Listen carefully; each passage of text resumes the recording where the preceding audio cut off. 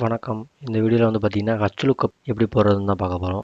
hlookuப்ன்றதுக்கு விரிவாக்கம் என்னென்னு பார்த்தீங்க அப்படின்னா ஹரிசாண்டல் லுக்கப், அதான் வந்து பார்த்தீங்கன்னா hlookup. இதில் வந்து பார்த்தீங்கன்னா பிராண்ட் வந்து பண்ணிவிட்டு இந்த சைடு வந்து ஹரிசாண்டலாக வந்து வேல்யூலாம் டைப் பண்ணியிருக்கோம். தெரியுதுங்களா? லொக்கேஷன், அதுவும் லொக்கேஷன் ஃபுல்லாக பார்த்தீங்கன்னா ஹரிசாண்டலாக டைப் பண்ணியிருக்கோம்.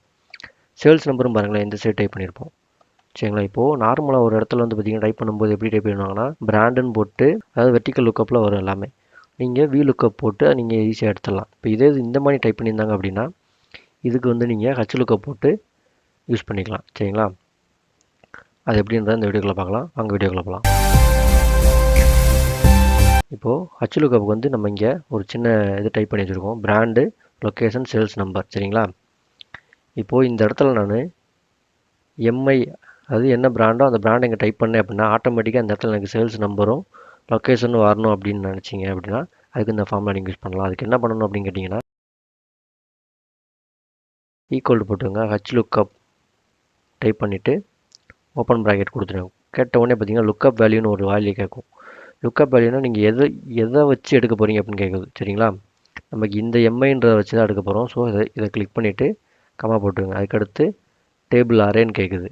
டேபிள் அரேன்றது நமக்கு இதுதான் டேபிள் அரே. ஸோ இதை ஃபுல்லாக செலக்ட் பண்ணிடுங்க. செலக்ட் பண்ணி முடிச்சிட்டிங்க அப்படின்னா கமா கொடுத்துக்கோங்க. கொடுத்தோடனே ரோ இண்டெக்ஸ் நம்பர், அதாவது எத்தனாவது காலத்தில் இருக்கிறது வந்து உங்களுக்கு இங்கே வந்து லுக்கப் ஆகணும் அப்படின்னு கேட்கும். இப்போ நம்ம இந்த இடத்துல வந்து சேல்ஸ் நம்பர்னு போட்டுருவோம். ஸோ சேல்ஸ் நம்பர் வந்து பார்த்திங்கன்னா 1 2 3 கரெக்டாக 3வது இடத்துல இருக்குது. ஸோ நம்ம 3 போட்டு மேட்சாக இருந்தாலும் சரி, எக்ஸாக்ட் மேட்சாக இருந்தாலும் சரி, உங்களுக்கு எது வேணுமோ அதை போட்டு நீங்கள் என்டர் தட்டினீங்க அப்படின்னா கரெக்டாக சேல்ஸ் நம்பரில் வந்து என்ன இருக்கோ, இப்போ எம்ஐயில் வந்து பார்த்திங்கன்னா 5 சேல் நம்பர் இருக்குது. ஸோ 5 எடுத்துகிட்டு வந்துடுச்சு.